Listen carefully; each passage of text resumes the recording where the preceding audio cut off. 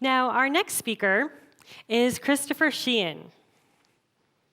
And I haven't known Chris very long, but I can tell you he's got a lot of great information for us and is going to be able to share a lot with us.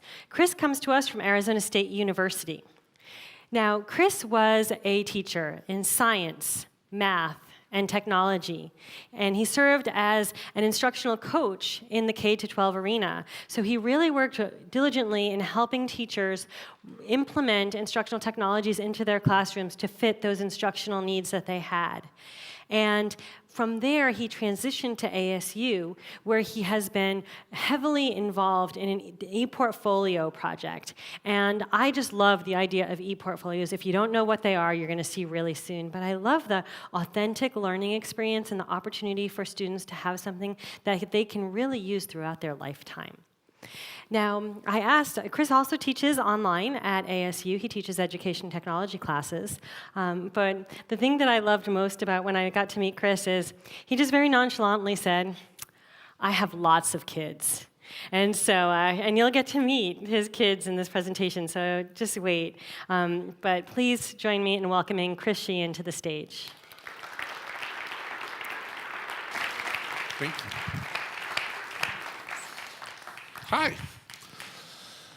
So I'd like to talk to you about digital portfolios and our initiative at Arizona State University. I'm going to start by saying digital portfolios, e-portfolios, electronic portfolios, learning portfolios. You're going to hear them called a lot of different things. Arizona State University, we've settled on digital portfolio, mostly because it best aligns with our many digital initiatives. Coming up next on this next slide is just a short video clip from Salt Lake City Community College that has a campus-wide e-portfolio initiative. And excuse me, I wanted to start off with this because I think we need to have a baseline. What are we talking about? So here you go. Welcome to Salt Lake Community College. You're probably watching this video because your teacher just told you that you have to make an e-portfolio. You may be wondering what an e-portfolio is. Let's talk about that and how it can benefit you as a student. So what is an e-portfolio? Basically, creating an e-portfolio is like building your own website. It teaches you how to present yourself online in a professional way. The main purpose of an e-portfolio is to enhance your learning at Salt Lake Community College. E-portfolios are a place where you can keep track of what you've learned and why you've learned it. They help you engage in your education. Here's an example. When you finish a class at Salt Lake Community College, what do you typically do with your old assignments? You guessed it. They end up in the trash or get lost with other files. With an e-portfolio, you can creatively showcase your best schoolwork using medias that go beyond what you can show on a piece of paper. Down the road, you can compare the work that you did to the work that you're completing now. E-portfolios provide a place where you can reflect on your learning and make connections between your classes, across semesters, and in your personal life. Have you ever taken a class and wondered, why in the world am I taking this? This class has nothing to do with my life, and I am never going to need to know this. While it may seem this way, the truth is, the learning outcomes of your classes are all connected to each other. I'm going to stop there. I think that some of that is some information that you may know already, and I certainly hope that you know some of that. Maybe you created a portfolio 5 years ago, and you're thinking, I know what this guy's going to say. I created a portfolio. So I'm hopeful that what I'm about to say are things you don't know. So this is a list from the Association of American Colleges and Universities. It's 10 high-impact practices. It's a big deal. Your college is doing these things, or some of these things, or all of these things. My university is absolutely doing all of these things. There's a massive amount of research that says if you're doing these things, you're impacting student achievement. And an interesting note about this list is that when it first came out, nothing's been added to it since it first came out. If you go to this website, you can certainly click on the links for publications. Unfortunately, today, I'm unable to show you all the research, but everything I say is backed up with this stuff. So this list is important, and something just got added to this list. Now, there's an 11th high-impact practice, and that's e-portfolios, digital portfolios. This gentleman here, George Koo, who If you know who he is, he's a super engaging speaker. And if you're looking for that magical thing that I'm talking about, this is one of them. Watch this video. You'll be very impressed with what he's saying. Also, one of the great things about this right here is that I think I'm going to have a job for a while, right? This is one of the places where the evidence was created to support the moving of ePortfolio to the 11th high impact practice. It's the Catalyst for Learning site. It's a FIPSI-funded study, 24 institutions, a bunch of them community colleges, where they're showing evidence of increased GPA, student retention. And one of the things that I like about the study is they start really building the argument for this idea of the completion agenda, how students are completing school. So at ASU, we primarily utilize portfolios 2 different ways. The curricular, the co-curricular. There's a third. We're not opening that book today. Those are university initiatives. And this could be your first look at some portfolios at ASU. Now, these are 3 that represent 3 schools and programs. We're in 48 schools and programs. I wanted to show you kind of a wide range of what we're doing and talk to you briefly about 2 things. One, these are templates. Instructors create these, populate them with directions. Student picks up the template, adds their content, deletes the directions, transfer of ownership happens, and students own their portfolios. They own them free after graduation. They're free to all alumni. We'll talk more about that. Moving back to the design thinking behind this initiative, in order to have a quality portfolio, the purpose needs to be identified. Why do you have this portfolio? And then, do you have me or someone who's supporting the design of the process? These 3 portfolios have these common interests to showcase core competency, obviously a collaborative tool. And then some portfolios are part of an archive for assessment. And I want you to think about how assessment is done here and other community colleges and other universities. Is it authentic? How are you looking at assessment? One of the big things that all the templates have in common, and this one does a good job of showing it, is this idea of reflection.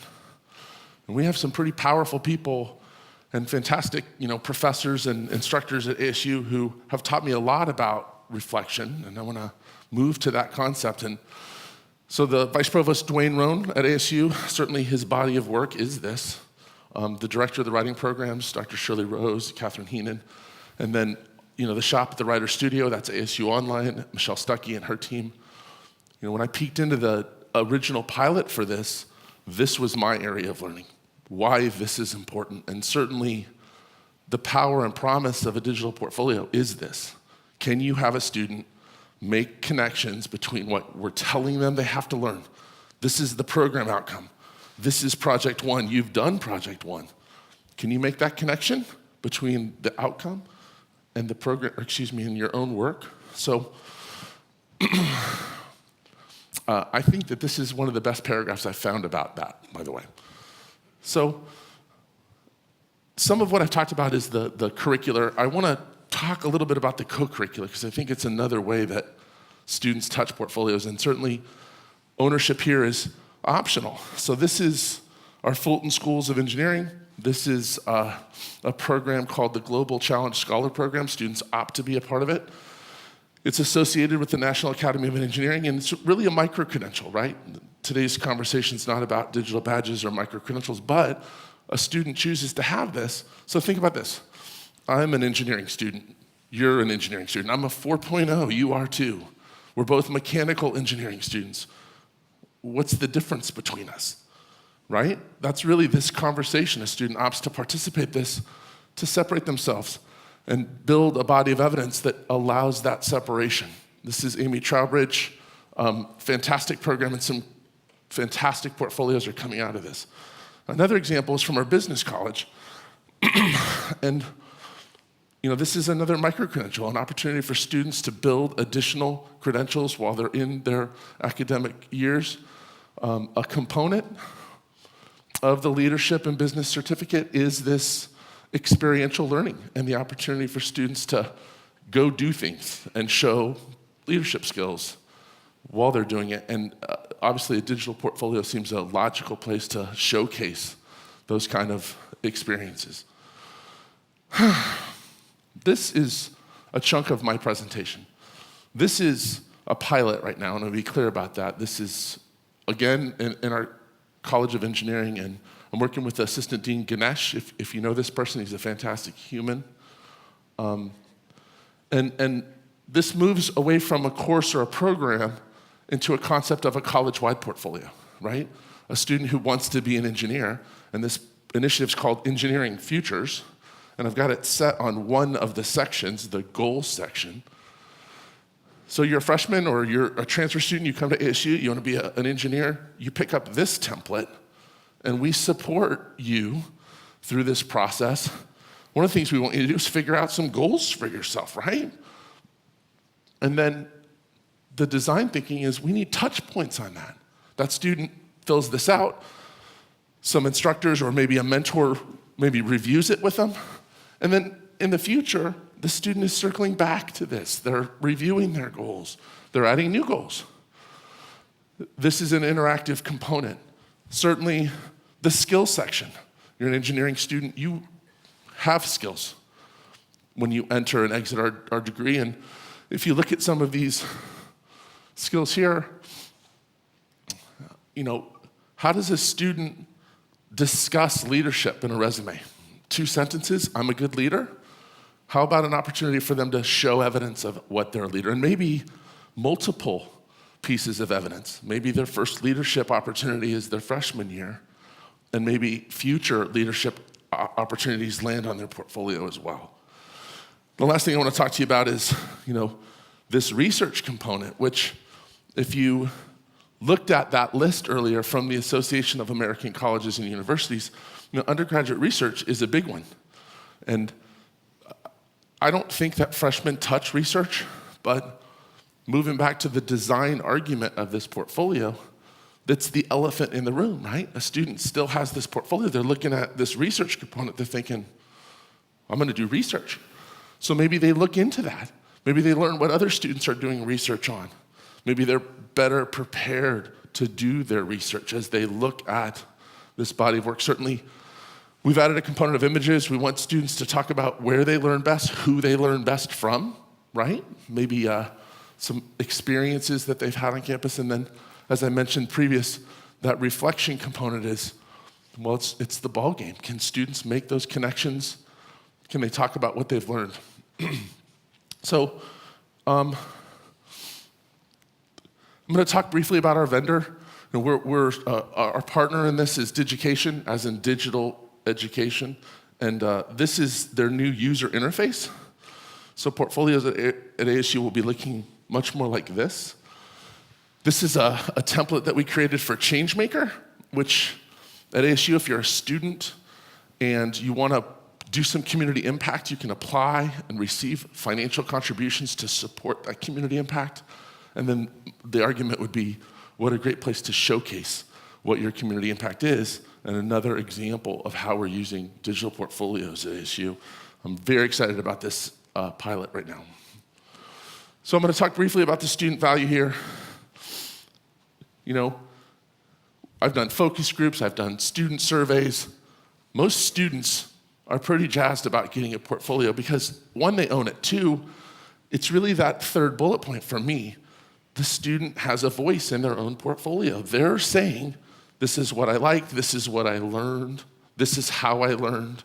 The reflective component of a portfolio really puts a student in the driver's seat of their own learning. Whew. And I want to reinforce that we're not charging fees at ASU. Students receive this portfolio as part of their enrollment. This becomes the bigger conversation, though, and I need to get more serious, but the institutional value is a big deal. So some of you are thinking, I know what this guy's going to talk about, digital portfolios. Well, it's 2017. It's not a front-facing website, and that's the only functionality. It has a robust back end. A student can submit their portfolio as an assignment into a course, which lands into an archive, which we keep all of that work for future assessment and evaluation. So think about, a little birdie told me some people are going through accreditation right now. If you think about how that works and what authentic student work looks like in accreditation, and you peek into portfolio initiatives across the country, some of the best examples of successful accreditation is using student work archived in a digital portfolio as it's authentic and it's real. And if you think about something like the writing programs at ASU, there's 35,000 examples of student work from last semester in a bucket. Let me say that again, right? So it's not an instructor who's printed a copy of student work from 2 years ago and is carrying that around as an example of authentic work. It's real and it's active and it's current. This could be its own presentation. And so those are my bullet points. I hope you got that. This is us. So this is what we're doing at ASU. Certainly a number of your students come to us. And as we look at what we've done, I want to be very clear. This isn't just me. There's a team behind me. Ruvi Wijasuria, who runs our Blackboard team and one of the largest Blackboard initiatives in the world, I would say. My boss and mentor, Jim Casey, has been instrumental in the design of this pilot and the move to 48 schools and programs. And then certainly from the Office of the Provost, Charles Kozelik. Chuck is not only our visionary, but having institutional leadership in any kind of technology enterprise adoption. This is what success looks like when you have those kind of relationships between the support of UTO, our University Technology Office, and the Office of the Provost. I think my team can certainly show up with some success. So we're really excited about this. 14 million is really a conversation about engagement, right? Right now, most schools track student engagement by discussion board posts. Which is kind of a terrible way to track student engagement.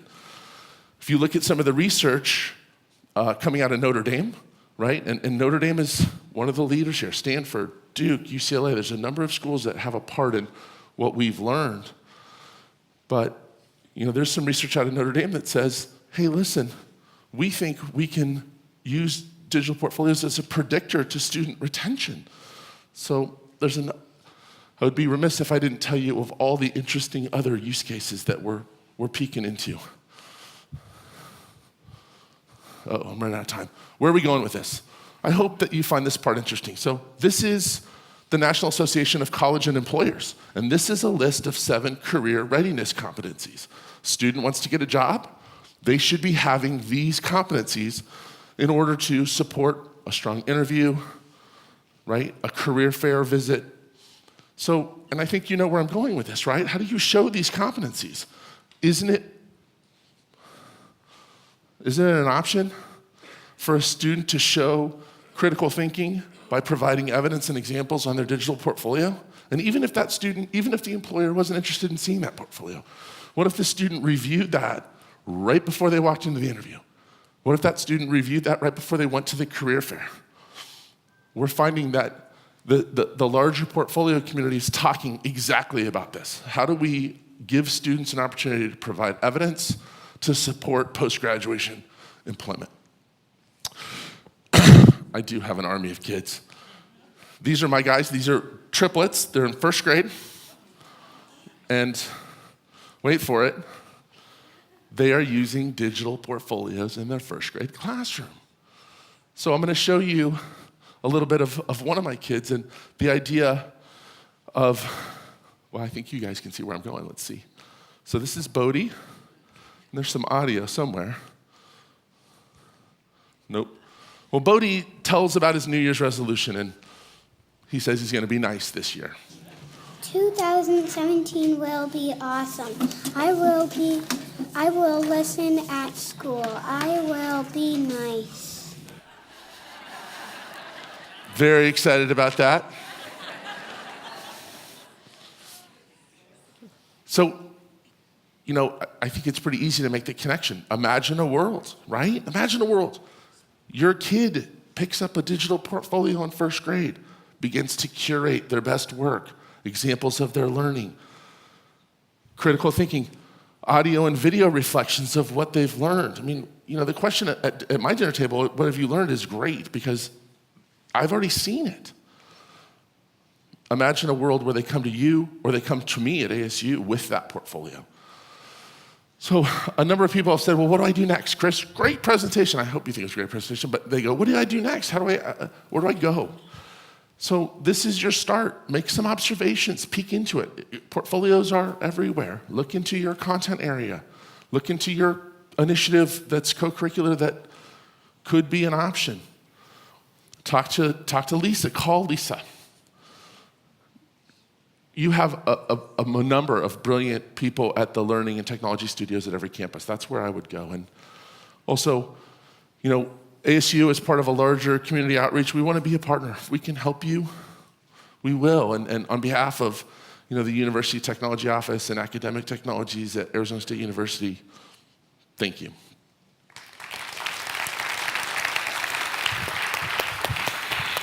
Thanks so much. What a great example of high evidence, high impact assessment, and something that students can really take with them and reflect on over their educational careers. I just love it. Thank you, Chris. So we are halfway there. I hope you've been enjoying our talks today, and we are going to take a 15-minute intermission, and it just happens to be exactly 10 o'clock. So we'll see you here at 10:15. There are refreshments in the lobby.